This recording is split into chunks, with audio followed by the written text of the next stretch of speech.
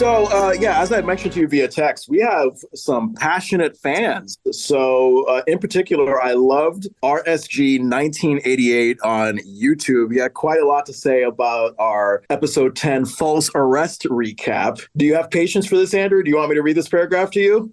Yes, let's read it, because I remember what he said, but I don't remember it fully because it was a lot. I love this, and I'm just so genuine. So thank you so much, RSG 1988. He said, LOL, I gotta say this, though, because I'm a fan of the show. This episode in particular, the assault scene, the insults toward Carl, this was hard for me to watch as a kid because Carl was like a father to me, even though I had my own father who was the best. Carl was my favorite TV dad. But then I was able to watch as I got older. But to answer your questions on why these things occurred between Carl and Buddy, this the late 80s. And really, the first season seemed white later on toward the end. Carl seemed better. He didn't take no shit. And I know y'all talked about Carl's haircut the first couple of episodes. That shit looked fucked up. Carl was better when he was bald. But this episode, really, I looked at Buddy Goodrich as a black man that acted white. Black people are usually scared of the police, and Carl acted like a punk in the beginning. Should have arrested his ass when Buddy shoved him. I'm not really a fan of Urkel, but the reality is he made the show better. Carl was my dude, and notice in the last two seasons how the audience clapped for Carl when he first entered a scene. Family Matters was boring without seasoning the first season, but as the seasons progressed, it was seasoned to perfection. LOL, sorry for the book I wrote. So I love this because, like, this is basically me, like, where I have, like, 10,000 different thoughts that I'm trying to get to one paragraph. I love the passion. I just love fans like this who have a lot to say about what we're saying. So thank you so much, RSG 1988. What are your thoughts on what I just read from him? I am very happy that you posted all of that. That was an amalgamation of thoughts, and I was here for every bit of it. Like amalgamated foods? Is that what you mean? Yes, just like that.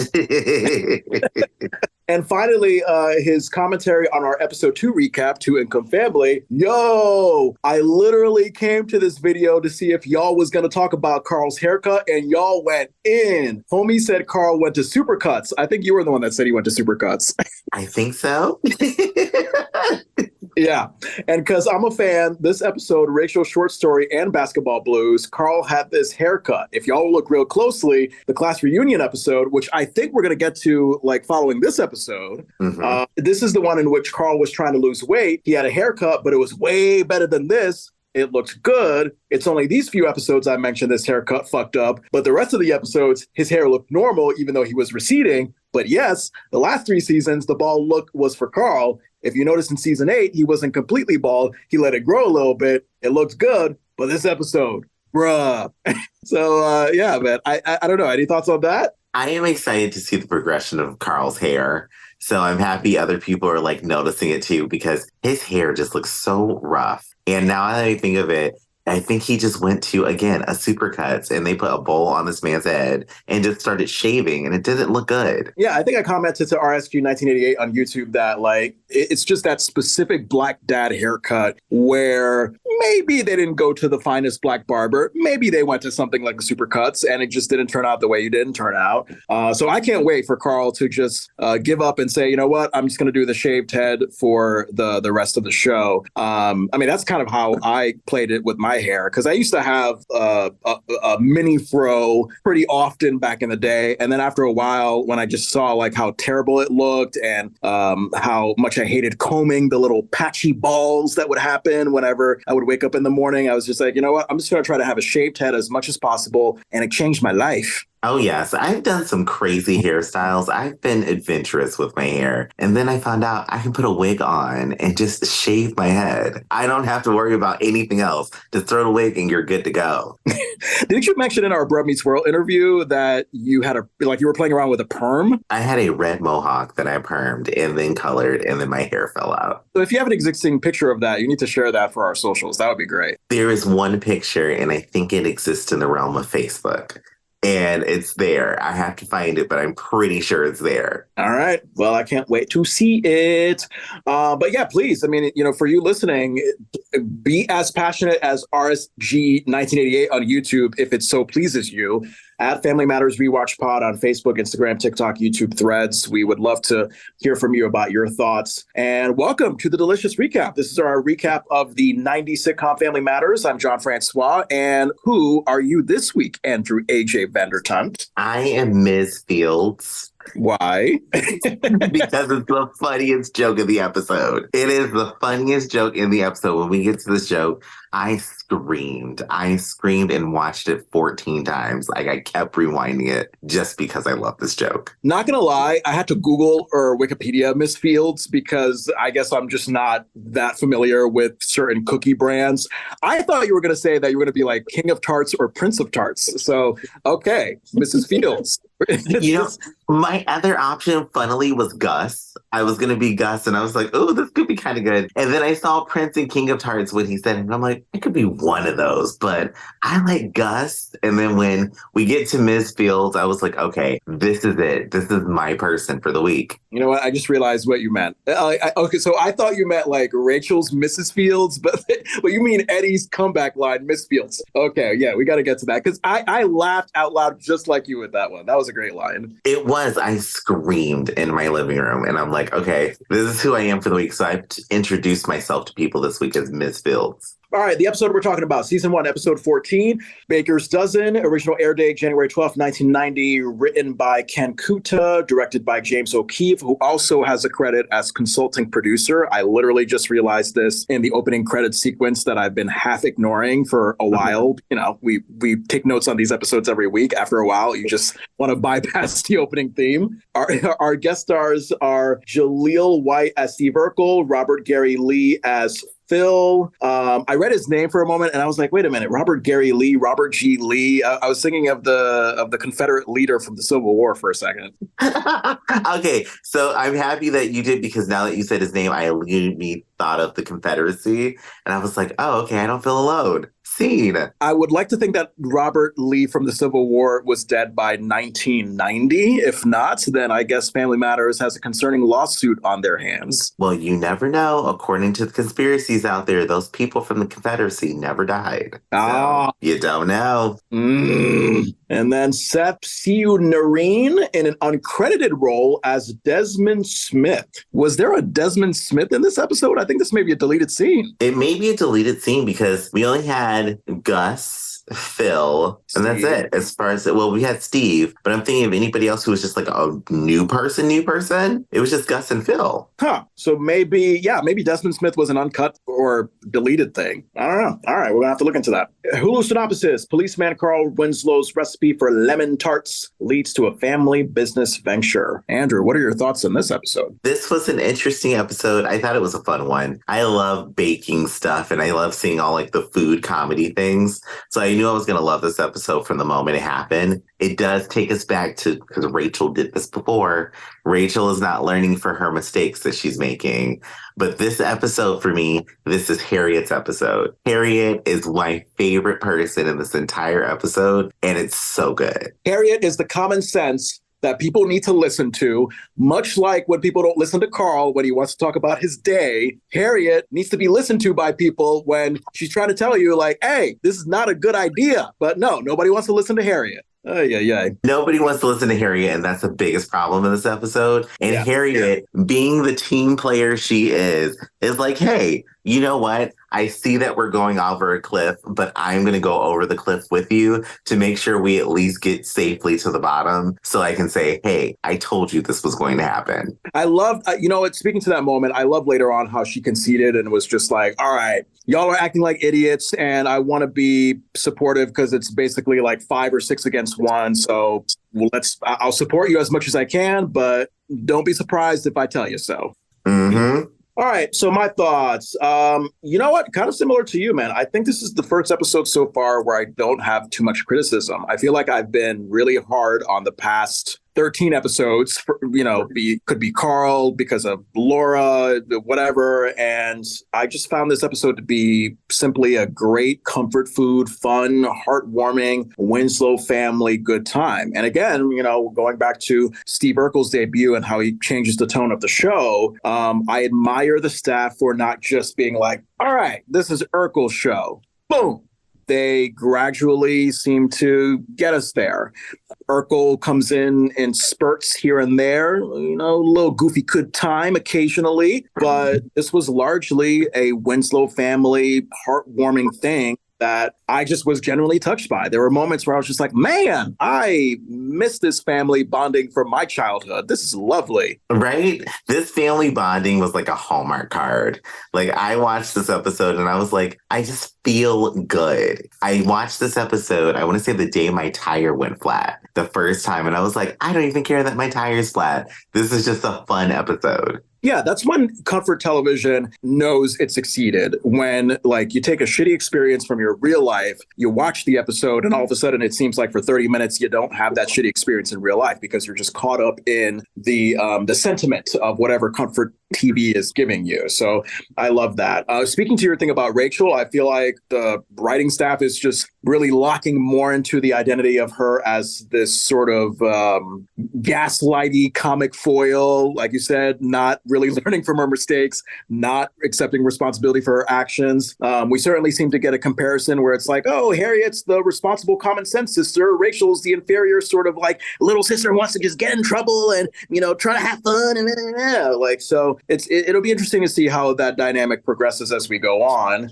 And is this Mama Winslow's third absence in a row? This is her third absence in a row, but this is the first time we get a reference to her absence and we actually get why she's not there. Yeah, which kind of speaks back to what we were speculating, which was just like, oh, okay, she's just out of town with her girlfriend. She's on vacation. But I don't know. It's just strange. It's like, I can't help but compare the entrance of Urkel officially onto the show with the fact that, like, where the fuck is Mama Winslow? Like, why are we all of a sudden, like, getting rid of this character temporarily at the expense of maybe, you know, providing some shine for Urkel? I don't know. It was just really weird. I missed Mama Winslow. I did too. I would have thought she would have been in this episode based on the fact that it's such a family-centered episode and not much is happening on the outside of the house. I mean, almost 90% of the episode takes place in the house. So you would think she would be there for this one. Yeah, I think this is a story that she could have been included in. And I think there were examples of past episodes with Laura's First Date and what was episode 13? Man's Best Friend, where Mama Winslow's input could have been very, very relevant and very critical and sort of pivotal to how the story would progress. And I don't know, I just feel like it was a loss for the writers to just say we're not going to include Rosetta, or maybe Rosetta herself had some personal stuff going on and just couldn't be in a part of the show. I don't know, but it's just really strange to not have Mama Winslow 3 times in a row. So we have to fix that, writers. Yes, we want Mama Winslow back, bring her back in. Hopefully we get to see her in our next episode. I'm crossing my fingers, but I don't like that she's just on vacation all the time. She just travels everywhere from what we're figuring out at this point. Yes, you're old. You have a right to enjoy the rest of your life. But at the same time, you know, come back to the family. The family loves to see you. Right. We want to see you now and then. All righty. So let's just get into it. The cold open for this one, living room. Rachel comes down the stairs in her Winslow family cult robe, being all sing-songy while waving a towel around in a circle. Eddie, Laura, and Judy, they enter from the kitchen, swinging door in unison like the robotically sweet sitcom kids they are. I mean, they could just enter separately or one by one, but no, they got to enter all at the same time as if they just cannot be apart. They can't. It's a symbiotic relationship. They're feeding off each other's energy. Yeah. And there's a brown, yellowish, and blue striped turtleneck that Eddie is wearing that I feel like he has worn in a previous episode, maybe? He did wear that in a previous, episode. I don't remember which one, but while I was watching it, I was like, oh, it's that sweater again. After Eddie and Rachel greet each other, Eddie asks Rachel if she wants to come to the mall with them. And automatically, before Rachel even said her line, I was like, does Rachel look ready, Eddie, to go to the mall? He thought she was going to serve bathroom chic. Like she could just throw on a little sneaker with her robe and perfect. Yeah, got my robe with my little high heel boots. Let's do it, even though I'm naked underneath. I mean, we're all naked underneath clothes, so she'll be fine. Wow, what a very meaningful thing to say. I feel like that was just like a Gandhi thing to say. Like, as much clothes as we have on, we're all naked emotionally underneath. Okay, we're going to start a whole guru thing here, the delicious gurus. And then Rachel is going to the Mama Winslow bathroom area to take a shower. Isn't there a shower upstairs? There isn't that shower upstairs. And unless Carl or Harriette's in the shower, I don't understand why she's going down to Mama Winslow's shower. Okay. Carl and Harriette could be in the shower together, separately. I don't know. But if all these people can take a shower at the same time, yay to them for having like a perfect hot water heating system. Because usually, like one person at a time needs to take a shower to save that hot water. Yeah. So they either have really good hot water, or maybe Rachel knows that Mama Winslow's bathroom is bigger because that bathroom was spacious. Remember when they were in there? It was hard to tell because Carl was fucking up that bathroom so much. But if it indeed is the more spacious one, then yeah, I mean, look, I certainly have had times myself where I'm just like, oh yeah, we have like 2 bathrooms in this house, and oh, I like this toilet better because it's bigger and shinier. Oh, I like this shower because it's roomier. So I get what you're saying. Yeah, that would be me. I'd be like, I'm gonna go use the big shower since Mama Winslow's not here. Yeah, if I want to feel then I use a small shower. But if I want to feel like I'm Judy Winslow waking up early in the morning in her bedrobe, then I'm going to use the big one. I love it. All righty. And in comes Steve from the living room front door to loudly exclaim, "Hi, everybody," and loudly close the door behind him as if the Winslow kids are 1,000 feet away from him. I mean, Steve had a pretty audible entrance. It was like really big to the ears. Loud. It was loud. And as the Winslow kids clearly don't look excited, Laura asks Urkel if he ever knocks. Steve then asks the Winslow trio if he could tag along if they're going out. And I noticed Laura's black and white rural wolfy forest vibe sweater going on. And I just couldn't help but contrast it from the cow printed sweater from episode 12. It's like, oh, okay. Laura is having a slightly different animal vibe of black and white. She's having her goth moment. Like, this is a little goth sweater she's got on. She's like, I'm dark and twisty today, and I just want to get out of the house. God, Urkel, don't you ever knock? I want to be alone and depressed. Ugh. And she just listened to some Judas Priest. She's like, I am ready to go out, and Urkel's here now. And then Laura untruthfully claims to Steve that she and the siblings are not going anywhere. They're actually playing hide and seek. Eddie and Judy agree with that lie in unison, and Steve excitedly says that's great because he plays this game with his parents all the time. And I'm like, oh, poor oblivious Steve. Nobody, including his parents, want to be around him. I almost want to give him a hug. In this moment, I was like, oh, we get introduced to Steve's trauma in a very cute way. But I feel so bad for him. His parents don't want to be around him. They went, where was it that they ended up? Milwaukee? Yeah, which is not too far. I mean, I will give the writers credit. Milwaukee, Chicago, I mean, they're both in the Midwest. I think they're reasonably like within a few hours of each other. So I think if the writers said like Bahamas, then I'd be concerned. I would call child services. Okay, so John, I have to ask you why you were not concerned because they ended up in Milwaukee under assumed aliases. Okay, so let me rephrase that. I was concerned, but I would be even more concerned if it was like the Bahamas. I don't want to advocate for child abandonment here. So yeah, let's get into that moment. Like Steve continues on to say, like you said, that he found his hiding parents in Milwaukee under an assumed name, and Steve is underage, so you kind of wonder, like, oh, I guess Herb and Diane maybe well, actually, no. Did they have an agreement with the Winslows? Probably not, because the Winslows don't even want Steve. So I don't know. Understandable amount of concern should be brought about here as to Steve. Like, it just concerned me. I'm like, the fact that these people left their child, took on new names, so they were probably like Gustav and Peroya or something in the middle of Milwaukee, and you just left your child. First, you don't let your child bathe at home. You don't have water. You don't let your child eat. You don't let your child knock on the door. You don't let your child home inside the house before 10 p.m. Like, these are terrible parents. They are. And somehow Steve just comes walking in, masking that trauma, like, hi, everybody, with his clothes and his glasses. Like, everything about him looks clean cut and well taken care of by parents. The writers are obviously exaggerating Herb and Diane for comic effect.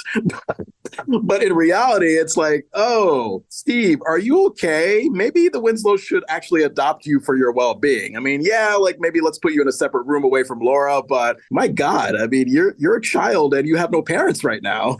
I'm concerned for Steve. I mean, this is why he's biting the heads off of rats. He's eating rats. to mask the trauma. So we got to find out what's going on with Steve. I forgot about that. That is a good point. The mouse eating could be a way for him to cope with the trauma of having parents who don't give a shit about him. They could do a spin-off series, and this is how Steve becomes a serial killer. Yeah. Mouse eating child abandonment orphan man coming to UPN this fall. Even though the parents are not dead yet, but they might as well be because they're not there for their child. They arrest Herb and Diane. I am starting a petition, arrest Herb and Diane. Yeah, and this is probably why they're not even on the show physically, because I think the writers kind of indicated like, oh, the audience would not fall in love with these people at all if we actually got to see them. You can see them walk out on stage and people like, so hey, good parenting. All right, so Laura seems to ignore this large child abandonment thing to get this made-up game of hide and seek going. She tells Steve he's it and to go into the closet and count to 25. Steve physically obliges and tells Laura this is going to be loads of fun, and then proceeds to do. Do you remember his very sinister pig snort laugh? I was like, damn, okay, Batman villain. Oh, yeah, he sounded like a full-on villain when he did that. I'm like, oh, this is the dark side of Steve coming out. Yeah, right. And then Steve becomes both creepy and funny when he says right before hiding, and Laura, I'm coming after you first. So creepy. But I laughed because, I don't know, for some reason, I sometimes find creeps funny because I'm laughing at the fact that it's so creepy. It's so creepy that it's ridiculous. That's what makes it funny for me. I can see that. That would make it funny for me too, where it's so cringy and creepy that all you can do is laugh because you wouldn't think anybody would ever say this out loud. Mm-hmm. And then Laura somewhat quietly tells Eddie and Judy to let's go as they make a run for it out the living room front door with their coats. After they exit, Steve comes out of the closet to exclaim, ready or not, here I come. Steve looks around, hears a running shower, and sinisteringly exclaims, that shower running doesn't fool me, Laura. This guy is sounding like an Alfred Hitchcock psycho villain right now. I literally feel like he's like a few steps away from killing Laura. Yeah, 1 second he's going to run into the bathroom, rip over the shower curtain. He's going to use his magnifying glass as his like knife. Yeah, but you know, of course, Steve going toward the Mama Winslow bathroom area where Rachel is taking a shower. I know it's going to happen.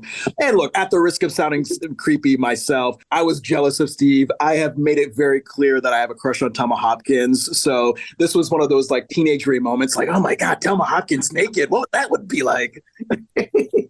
Can't relate. But I was hoping Steve was going to go into the bathroom and be like, wow, look at the size of this bathroom. I was hoping for that. Yeah, but, you know, he did not do that, unfortunately. Steve then walks into the Mama Winslow bathroom, and automatically I was like, Rachel, maybe you want to lock your door in the future when you take a shower, because it's a private experience, and anybody could accidentally walk in, right? Yeah, I don't think there's ever been a time where I've been in a space with other people and not locked the door to the bathroom when I'm in the bathroom. I just think that's a habit, unless I'm 100% alone. I remember back in college, someone didn't lock the door to the bathroom that we all shared, and they were, you know, having an intimate moment with themselves. And literally from my room with the door closed, I hear someone opening the door and closing it, like,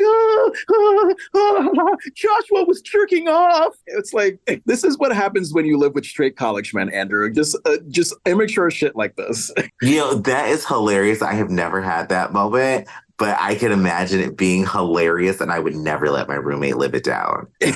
Pretty much. All right. So after a pause, Rachel, upon noticing that Steve walked in while she's naked, she gives another A+ horror movie scream. And was it last episode where she gave that perfect horror movie scream too? I think it was, yeah, it was last episode she did that scream. Yeah, because the man's best friend, the dog, Mickey, ripped up her workout suit, and she gave a scream like you wouldn't believe from the laundry room. Yep, I remember that. All right, so Steve backs out of the bathroom and apologizes to Rachel as he closes the door. As he's about to walk forward, he looks back for a moment and really gives an exaggerated wow to imply that this is probably the first time that he's seen adult woman nudity. But, you know, one could argue, you could interpret it your way, Andrew, like, wow, that's a big space. I need to go into interior design. That could be it. He could have been flabbergasted about the foliage in there, maybe like the wainscoting on the wall or like the towel rack. So I'm assuming that's what he was excited about. I wish it was that, But of course, 1989 sitcom, they're going to, we're all going to assume that like, oh, here's this preteen to teenage boy being so excited about an adult woman being naked. Because think about it. I mean, this was before free internet porn. So if you wanted to get your jollies off as a straight little boy, you had to go get magazines. You had to get VHS tapes. It took some work. It did. I mean, it took work to get porn back in those days. Like, it was like the trials of David in the Bible trying to get porn back then. Like, you had to fight lions and part the Red Sea. Do not quote me on the Bible because I'm pretty sure I just mixed 14 stories together. But it's the trials and tribulations of getting porn. I mean, look, I recall the story of Sodom and Gomorrah, but there's a story where David in the Bible tries to get porn. I was like, oh, okay, porn existed in the Bible? It probably did. I mean, that burning bush, you never know. See my bush in this burning bush, pretty much. So I don't know. All right. Anyway, upbeat music plays us out of this cold open. We go to scene 1, exterior night of Winslow House. Cut to kitchen where a business casual dressed Carl seems to be tinkering with something in the oven while wearing the mittens. And automatically I was like, oh, okay, Carl making something in the kitchen instead of Harriette. I don't think we've ever seen this before. We have not. Carl has not cooked or made anything in that kitchen at all since the show had started. Wow. And I also thought he should maybe do it with more casual clothes because it felt like he was like just coming from a business meeting and decided like, oh, I'm going to put something in the oven. That's what it looked like. It was like, oh, Carl came from a meeting and now he's baking. Maybe he was that stressed out during the meeting that he came home and was like, I just have to bake to get this out of my head. Yeah, the police officer meeting about what to do about these fucking Chicago numbnuts who keep on stealing hubcaps. The hubcap thieves. It happens. It happens. I mean, they're stealing catalytic converters. They're stealing hubcaps. It happens. It does. People used to steal the car hood ornaments. So I get it. Camera pans right to Harriette, Eddie, Judy, Laura, Rachel, and Richie eating what I assume is dinner at the kitchen table. After we see Laura quickly down a bite, she commends her mom on a good dinner. And then I thought that dinner was made by Carl, but no, we're now learning that Carl is making something else. He's making dessert. He is. Carl's making the sweet treats. And I was also shocked, though, to not see Carl at the table eating with the family because we know Carl so far. As the way the writers wrote him, he loves to eat. So the fact that he was just like, you guys go eat. I'm going to do something that involves not eating. Wow. Where's the fat joke? Right. We're seeing a little growth and evolution here. We're not focusing on Carl's weight and his eating factors. We're seeing Carl in a different light. I kind of like it. And then Harriette thanks Laura for the dinner compliment and asks the table who wants to help with the dishes. Laura claims she has a ton of homework. Judy says, me too. Eddie says he's going over to his friend Rodney's house to check out a video game. Eddie needs to come up with a better excuse. Like, that could wait. Go help your mom with the dishes. John, it can't wait. I don't agree. It cannot wait. If there's a new video game out, forget those dishes. It does not matter. I haven't done my laundry in a month because I just got Street Fighter 6. So I don't care. Okay. Well, here's the difference. With you, you're an adult and you're independent and you can do whatever the fuck you want. You can leave those dishes as long as you want. In like a parent-child setting, yeah, okay. As a teenager, obviously you're going to be selfish. You're going to be like, oh, video game, blah, blah, blah, blah, blah. But I think looking at it from adult eyes, I was like, oh, come on. Help out with the dishes really quickly. Then go to your friend Rodney's house. So I'm speaking from someone who is not passionate about video games, and maybe that's part of where my argument comes from. Possibly. It's just the only thing I say is when it's a new video game. And around that time, I think it might have been the new Ninja Turtles game on Nintendo. And if it was a new Ninja Turtles game, you can't just join in the game in the middle when somebody's playing because you've missed out on everything before. You can't go back. So I'm with Eddie for this one because video games are important. I think everybody should play them at least once. Fast forward, I think it's the Dog Day Halloween episode in season 2. I think little Richie, who is now a little bit grown, I think he dresses up as a Ninja Turtle in that episode. Ooh.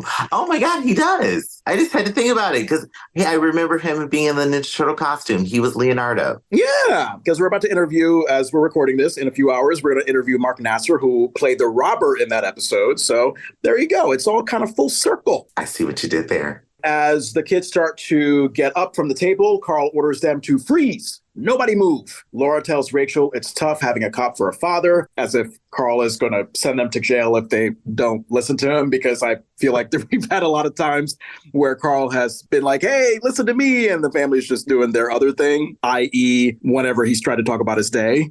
I feel like Laura was just like, oh, it doesn't matter. He's just going off and we're just going to acknowledge that he's here. And then Carl wearing an apron that appears to have was there like a Yosemite Sam cowboy design on this apron? I was trying to figure out what it was. He was a sheriff. He was a sheriff from when cowboys were a thing. Okay. All right. So Carl brings an ovenish baking tray. Is that what you call it? The ovenish baking tray? I guess I don't know what to call these things because I don't bake. So I'm going to go with ovenish baking tray. We'll go with that. And like there's some bright looking treats on it. Carl brings it toward the table as he exclaims to the family that dinner isn't over yet because he made dessert. The family all groans in unison with the implication that Carl is not good at this kind of thing. And I chuckled because to me, it's real life experience from my childhood. Like, my mom, she was the one that was the cook. Like when she cooked something, nobody had to worry about it because we know it was going to slam. But anytime my dad decided to be like, oh, hey, let me chip in, let me cook something, we're all just like,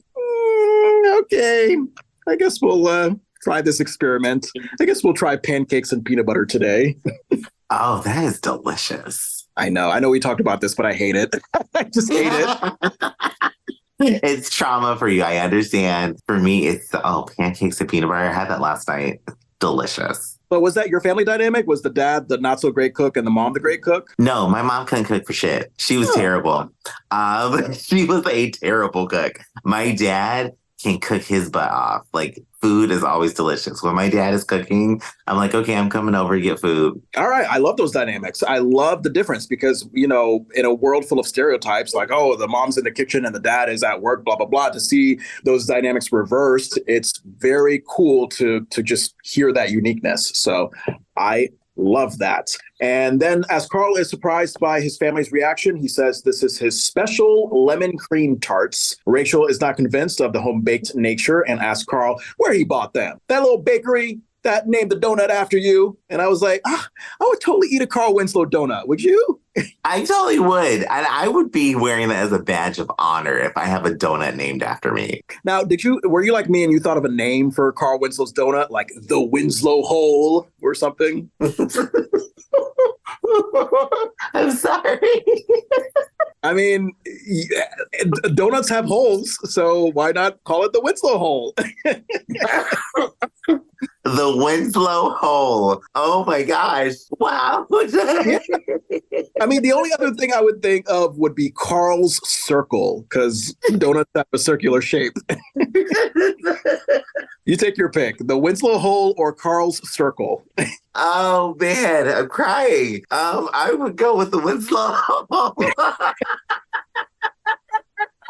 Oh man. Oh, that just sounds like it sounds very, very risky to get. Oh my gosh. I know. But honestly, I was trying to rack my brain and I was like, you know what? This is the only thing that comes to mind. And I had a feeling that Andrew would enjoy it. So let me just bring it out there on the table.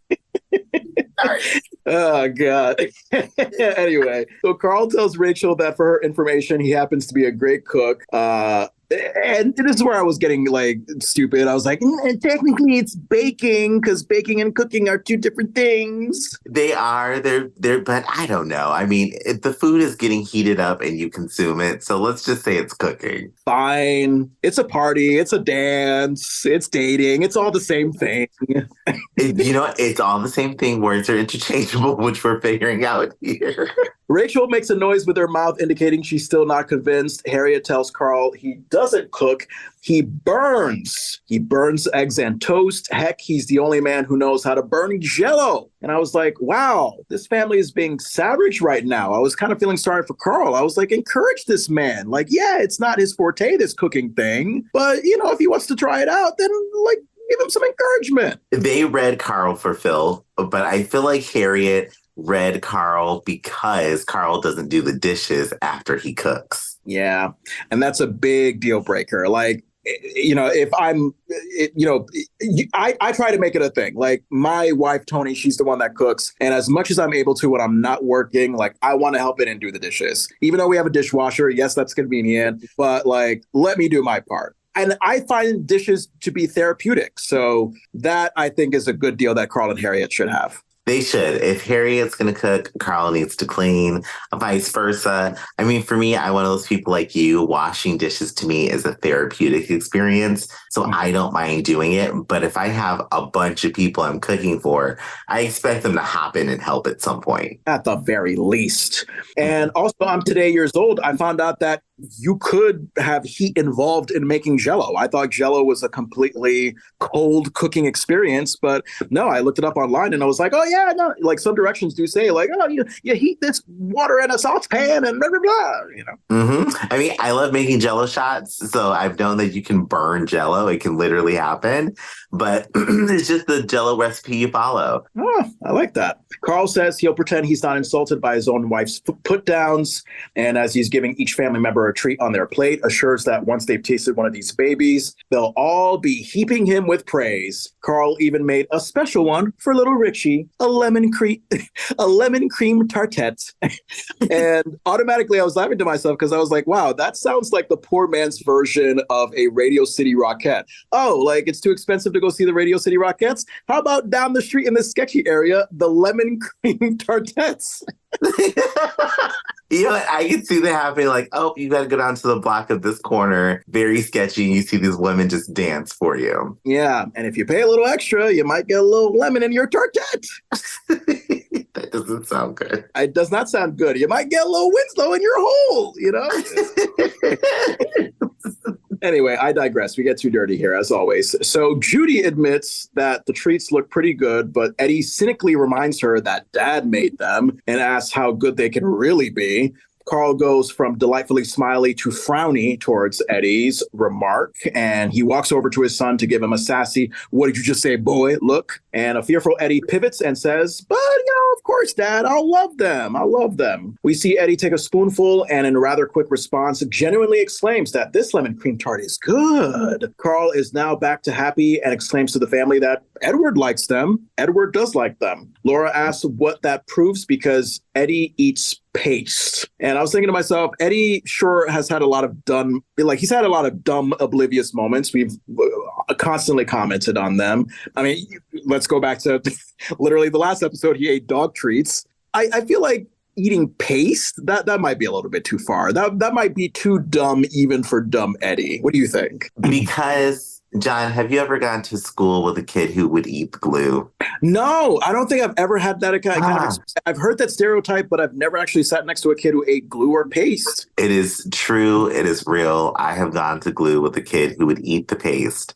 Now, I don't know about you when you were in school, but when I was in school, they had like the Elmer's paste that would be like in this jar, and you take it off and there's like a brush attached to the top, and you could just get like this massive glob of paste out of it. And this kid literally put the thing in his mouth and ate it. So I know that the glue eaters exist. And I don't think it's a dumb thing. I think it's just maybe you just want to try it out. So maybe Eddie just was like, I just want to try out a little bit of this paste and see what it tastes like. So, okay, the curiosity of like a 5-year-old kid versus teenage Eddie, like to me, in my opinion, that is different. Like I feel like by teenage stage, you should have enough common sense to know that this paste is not edible. I mean, the only thing I can think of, like, when you're curious about eating paste is that, like, oh, okay, this looks like some curdy, thick booty milk that I could, like, have with my cereal. Like, I don't know. I'm just guessing. I mean, like, because it looks milky, doesn't it? Like, it looks like maybe like a thick milkshake thing. So maybe that's what's going on in a kid's head to make him want to eat that. Paste does not look like a milkshake at all. Like, it's got a very specific texture.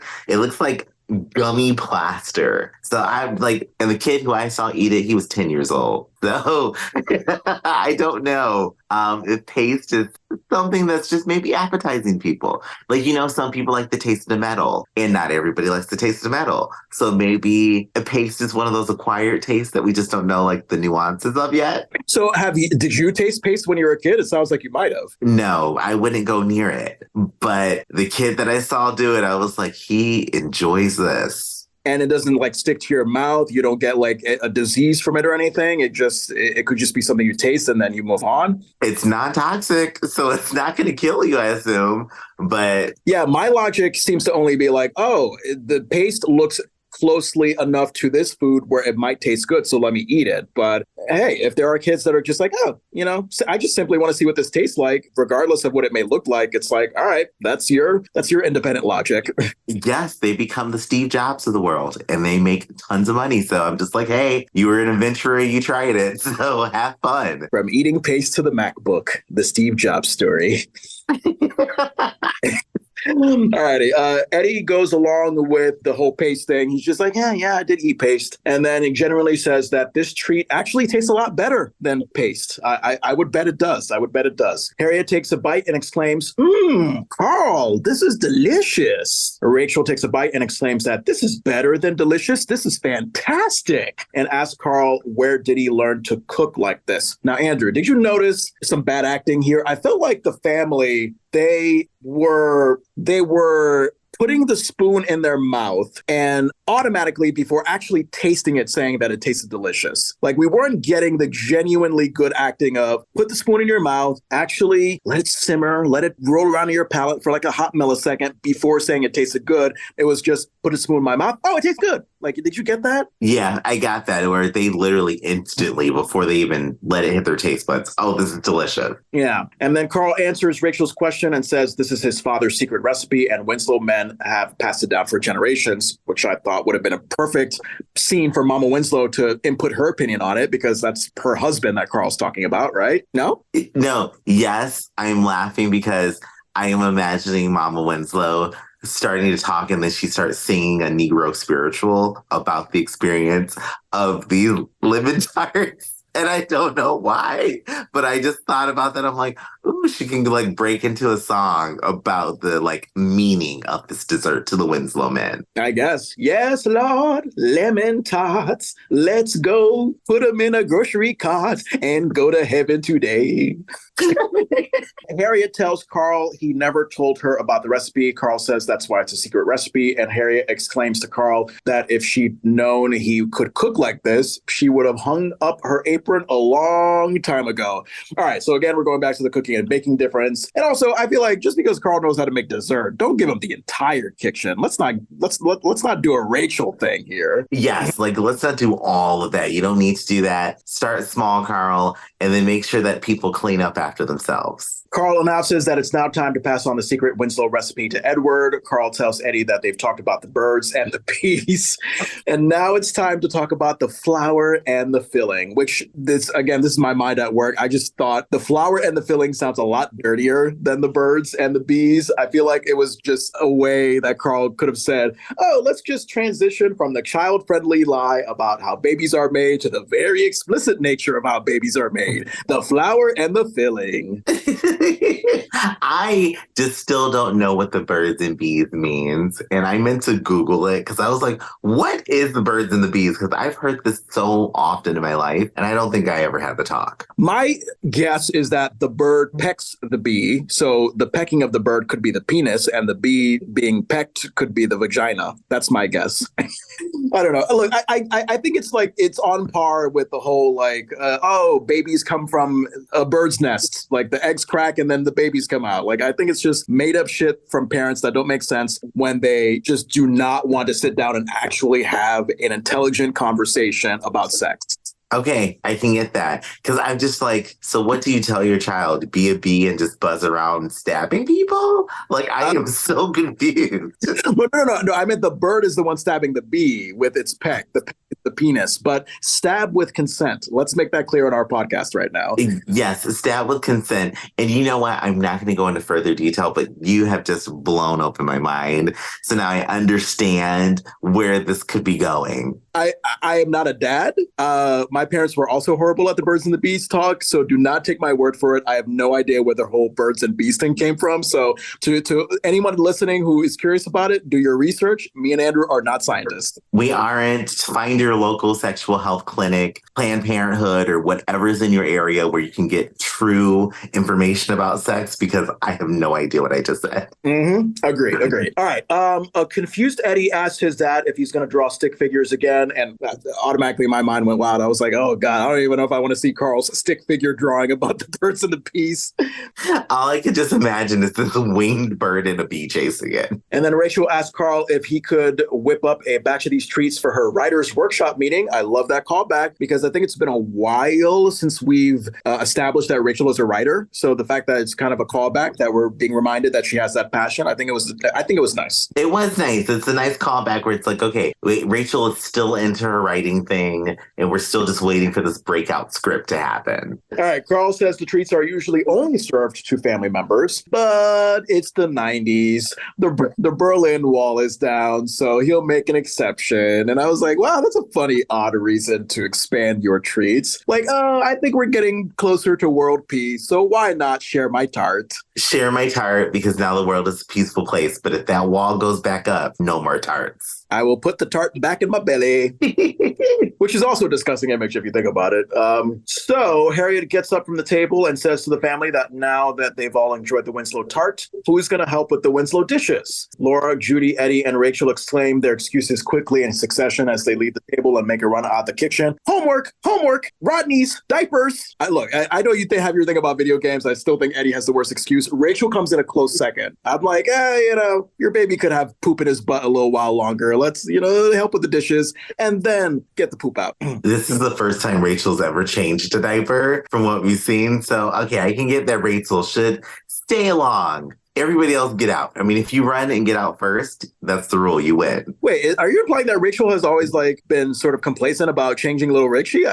She's never changed a diaper in the episodes that we've seen before? She hasn't. She told Laura and Judy to do it in the first episode. She told Harriette to do it in the second episode. I think Carl in the third episode. And then Richie wasn't in a few episodes. And then the last time he needed a diaper change, I think that was when she gave him to Harriette again. Huh. My God, look at you with your research. I got to look back at that. I got to look back at that. That's really interesting. Carl looks flabbergasted. Harriette tells him that if he'd cook more, he'd know to never serve dessert until after dishes are done. And I guess I think that there could be some accuracy to that, because I feel like once you eat dessert, especially combined with dinner, that can make you all lazy and tired and ready to go to the couch. To your real life experience, have you had that? Whereas by the time you eat dessert, you're just like, you don't want to do anything physical? Yeah, if you give me dessert, that I assume that dinner is done. So I'm leaving. A part of dinner is going to be to wash those dishes. So if we wash the dishes before desserts, then I get my desserts. Dessert means I don't have to do anything else.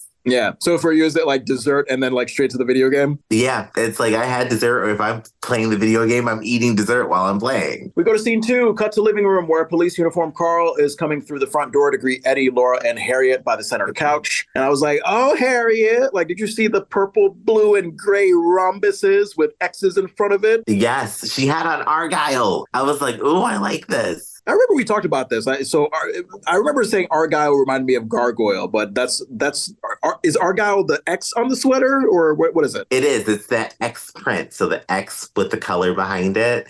That's Argyle. Harriette asked Carl how his day was, and Carl, for once, doesn't seem to have much eventfulness to say. He says it was a day like any other day. Chicago PD took a bite out of crime, and the lawyers spit it back out on the streets. I was like, damn, Carl, shots fired at the American justice system. It's the truth. Law and Order has made it very clear that the cops do the arrest, and then if there's not enough evidence, the lawyers throw it out. Yeah. And also, I'm sorry, no pun intended by the shots fired thing. I just realized what I did there. I get that. Anyway, Rachel excitingly comes in from the kitchen swinging door and tells everybody to listen up. She asks Carl if he remembers the batch of tarts he made for her writer's workshop. When Carl nods yes, Rachel says that one of the members of the group is a manager of Roberto's Cafe. She almost said it in a very Mexican salsa way, like Roberto's Cafe. She did, but then I was like, wait, is it Italian? Because it's the cafe. That's true. I totally forgot about that. I thought cafe was French. It's Italian? I don't know. Is it French? It It does sound very French, like cafe. Yeah. It might be French. My last name is Francois. I should know these things, but I don't because I just am. I'm an American. Anyway, Carl wonders why a restaurant manager would also want to write. Carl, people can have multiple passions, excuse me. They sure can. Carl's just invested in one. The world is different, Carl. The world is more complicated, and that's what makes it interesting. Rachel says what Roberto really wants to do is direct, but the point is he ate one of Carl's tarts and loved it. Rachel confirms that the restaurant wants to buy the tarts. Carl is delightfully surprised. The restaurant wants to buy my tarts? Rachel exclaims, yes. And then she excitedly explains that the family can bake a few batches right here in the house. Harriette says, wait a minute. You and Carl in my kitchen cooking? I don't think so. I'm right with Harriette on that one. If I actually cared about cooking and had a kitchen to my own, I'd probably be very protective and possessive about it. I would too. I mean, the fact that Rachel didn't understand how to cook eggs and that we saw those brioche buns, you're not going in my kitchen. And it's at this moment that I totally forgot about the fact that Rachel is a bad cook. Like, that was a joke. God, was that the Basketball Blues episode that we saw that? And that's when she made the brioche. And that seems like a million years ago because we're now at episode 14 and that was episode 6. Oh my God.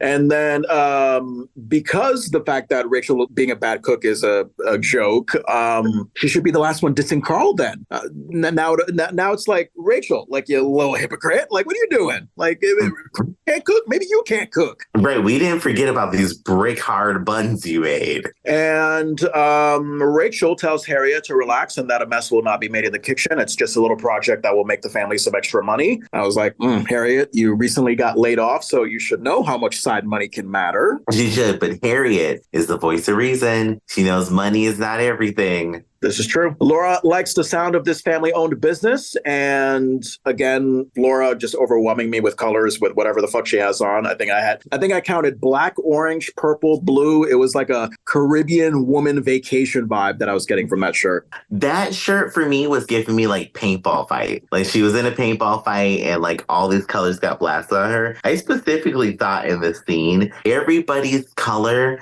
is on everybody. Everybody has on a bit of black. Harriette and Laura both have purple in theirs mixed with the blue and black. Rachel's in black and white. Eddie's got blue and black. And Carl's got blue, black and white on. So I was like, oh, everybody's colors kind of complement each other in the scene. And who's ever in the costume design department for this show, maybe this episode specifically, I wonder if that's intentional or if it's just like, oh, we're just going to slap on anything and then it's just up for us as the viewer. I wonder. I mean, it looked really good. There was something about the color scheme in this scene, like all the colors they had on, the staging, the background, the lighting. It just looked way more inviting than any other scene I've seen with them as a family. Laura claims the benefits of this business will be low overhead, quick returns, and as she points to Eddie, a ready supply of unskilled labor. And of course, dumbass Eddie, he smiles and agrees without knowing that he's been insulted for the umpteenth time by his middle child sister. And also, Andrew, maybe you could adult explain to me, what is low overhead and quick returns? I've always heard these terms and I'm just like, what? So overhead is the amount of money you put out of your own pocket to start whatever business you're doing or continue a business. So in everyday life, your overhead would be paying your electric bill. That is money that you have to pay to keep your services active so you can continue producing your product. And then the return is the money you get. So return, let's say your overhead, your electricity bill is $100. You made $400 selling whatever you sold. Once you subtract your overhead, which is your electricity, your return profit is $300. Oh, you see, you would have been great for this Winslow Family Corporation based on that math right there. So I thank you for the compliment, but that was the most extensive math I have done in the last 20 years.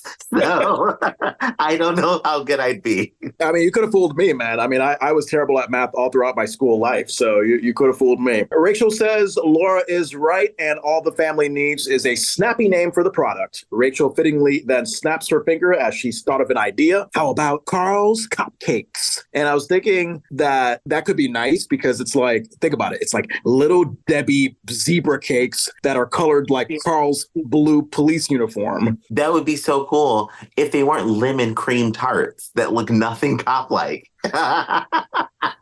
Oh, yeah. Sorry. I got carried away. I just love my zebra cakes. I mean, I love a good zebra cake, but I was hoping for something like the electric cop pie or something, or like your cop tart. Cop tarts. Why did she not call it that? Yeah, I think that would be great. Cop, because it's like kind of a play on like cop car, cop cart, cop tart. Yeah, I like that. I think that would be a great idea. Carl actually likes Rachel's idea and asked if the restaurant would put his picture on the menu. Oh, God, I automatically thought, how funny would it be if they put that grumpy mugshot that he had from the False Arrest episode as the picture for Carl's tarts? Or cop tarts. That would be the best thing ever. I would go there specifically because of that. Yeah, because of the contrast. It's like, oh my God, these sweet lemon tarts. And then grumpy grandpa. All right, I'm going to give you this while you taste my feet. Mm-hmm. As Carl poses like an eyebrow-raised thinking man for his hypothetical picture, Harriette cries out, "Oh, for Pete's sake," in response to Carl. And I was just saying, damn, woman, again, support your man. I think a picture would be a great idea. It would be, but again, I'm with Harriette here. She is trying to keep them grounded in reality. Like, don't get carried away on what could happen. I'm in support of Harriette grounding people in reality as to the overall idea of making these tarts, but I think specifically the Carl getting optimistic and wanting to have a nice fancy picture, I think that specific moment, Harriette didn't have to be a Debbie Downer on. Just that specific moment. I can agree with that. She could let him take his picture. Pictures were like $95 back then, so it's worth it. Oh my God. For that kind of money, I'm going to be a recluse that's never going to have a picture taken again. Oh my God, that's a lot of money. I mean, think about it. Did you ever go to like Macy's or like Sears or like the big malls for family portraits? They were hundreds of dollars back then. So to get a picture for like a business to print like that, that's going to be expensive. Yeah. You either go to my mom's house or my aunt's house back in Connecticut, you'll see our Sears family portraits. We were that family. I don't know if it was a all around American family thing or just a Black family thing, but we did that shit back in the 90s and 2000s. Yep. Yeah, we did it one time and my parents never did it again. They were like, this is not for us. Rachel thankfully says, wait a minute, a picture is a great idea. Laura thinks they should set this up as a family corporation where everyone contributes and gets an equal share. Rachel thinks that's a good idea, but Carl butts in with a counter thought. Wait a minute, I don't want to seem petty, but it is my recipe. Laura agrees and tells her dad that he'll get 2 shares. But wait a minute, says Rachel, because, I made the sale. And then Laura allows Rachel 2 shares as well. Eddie asks, what about Grandma? This is the maybe only reference to Mama Winslow this episode? The only reference. Laura claims that because Grandma is out of town, she's out of luck. So, okay, thank you for confirming where Mama Winslow is. But, I mean, look, I don't know about you. I got to agree with Laura. If you're not present to put in the work, okay, sure, you're family, but, you're not present. So you're not going to get a share. Exactly. I agree with her 100%. Harriette is amusingly surprised by Laura's argument and reminds her that, like, hey, Laura, come on, that's your grandma here. Laura concedes to that argument for some reason. Carl has had enough talk about shares and wants to talk about the important things. He asks if he should wear a chef's hat in his picture, like Chef Boyardee. I love that. That would be hilarious. Like a little pastry hat. I would love it. Yeah, if there's anybody that reminds me of canned pasta, it's Carl Winslow. Well, but think about it. Like there was a comfort food quality to Chef Boyardee when I ate it when I was younger, and Carl Winslow is comfort food to me, so it all matches up. I can see that. Carl in a can. I can see that. Carl. Okay, well, I don't know about calling it that because now it just makes it seem like we're taking the actual body of Carl Winslow and putting him into a pasta can and then just spreading him out on the plate and eating him like he's SpaghettiOs. Yeah, you open him up with some dad jokes and a delicious little SpaghettiO made of Carl, and boom, you're ready. Yeah, it's like 98% sauce and 2% Carl because that's all Chef Boyardee is. It's 98% sauce. It's disgusting. And metal shavings. Oh, okay, that too. I didn't know that too. Carl pretend poses again, like, he's doing his fancy photo. And then the family all talk amongst each other excitedly about all these ideas that they can produce for this corporation. And music plays us out. We go to scene 3, exterior night shot of Winslow House, cut to kitchen with Laura writing something down on clipboarded paper as she's walking around the kitchen while Eddie and Judy are at the countertop. What were they eating? Were they eating a bowl of squared butter? I was wondering what the fuck that was. I don't know. I thought maybe like one of the leftover tarts, but maybe there wasn't a tart that was left over. Whatever they were eating, it was weird. Maybe it was flan. Maybe they just had tofu. Yeah, I don't know. But I was just like, God damn, are you guys eating like a big cube of County Crock or whatever that butter brand is? Is it called County Crock? In the little, the tub, right? The gray tub? Yeah. That's what it is. Something like that. I think it's a beige tub. Isn't it a beige? County Crock? Beige? Yeah, like it's beige or something. I think it's County Crock. As Harriette comes downstairs into the kitchen, 3 or 4 shirts I'm seeing have been worn before. They're really recycling clothing here. So first of all, Harriette's Rubik Cube colored sweater, we saw that already. Eddie's brown and black striped turtleneck, we've seen that. Laura's pink, is it a hoodie or a turtleneck? What was it? I think it's a turtleneck. Okay, I feel like we've seen that before. Mm-hmm. So then Harriette walks toward the table. We see Carl sitting there, and Harriette asks if Rachel has come back from the restaurant yet. Laura says not yet and reveals that she advised Rachel to flirt with the manager because maybe he'll beef up the order. And this is when I remembered. I was like, wait a minute, Alan from episode 4, didn't he reveal that he owned a restaurant? That could have been the inn. Right, that could have been the inn. This could have been Carl's favorite restaurant, and then they wanted to get him to make treats. So that's amazing. This would have been a full circle moment to us getting Alan back in the show. Yeah, but no, lost potential because, did I do that? We got to have that guy in. Yeah, we had to have Steve. Rachel enters from the back porch door and excitedly greets everyone. Laura asks Aunt Rachel how it went, and Rachel exclaims that it went great, and the restaurants loved the tarts. Not only that, but the restaurant is owned by one of those big corporations called Amalgamated Foods. Got to say that word carefully because it's very hard, or it's very easy to screw up. Amalgamated Foods, and Amalgamated Foods loved the tarts too. Rachel claims this deal is going to be bigger than imagined. And just out of curiosity, I had to Google. Did you even know what the word amalgamation means? I say the word all the time. I don't know if I'm using it correctly. I just heard it throughout my life. And I'm like, oh, it's just this huge mass of things together that need to be used. Andrew, are you like me and using big words just to impress people and make them think that you're an intelligent, hunky-dory guy? I wish. Where I learned this word was from a very toxic source. Amalgamation, Google defines it as the action, process, or results of combining or uniting. Was this toxic source saying like, oh, let's amalgamate each other into the bedroom right now? I wish it was Alex Jones. I wish. But no, that was in my early years when I believed in conspiracy theories. And I heard the word there and I was like, oh, it just must mean a mass grouping of things. So I've just always used it. Okay. So when you said toxic source, I thought you meant like a toxic guy that you dated back in the day. I didn't know you meant media personality Alex Jones. Now my mind is like sort of shifting somewhere else. Okay. Yeah, that's where I heard it decades ago. Oh my God, I'm old. Yeah, this was the first time I heard the word amalgam, and I was like, oh, it just must be like this grouping of things. So I'm just going to use that word whenever I talk about a group of stuff. That's part 1 of our recap of Baker's Dozen. Hope you can join us for part 2.